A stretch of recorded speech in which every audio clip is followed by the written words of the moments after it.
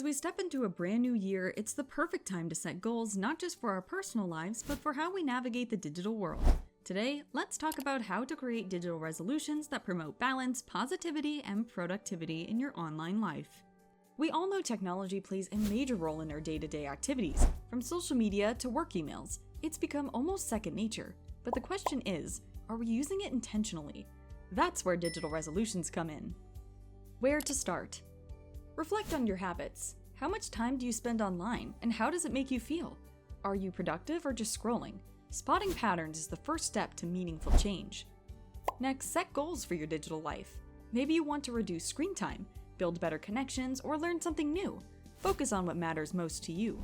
Decluttering your digital space is also key. Delete unused apps, organize files, and unsubscribe from emails you no longer need.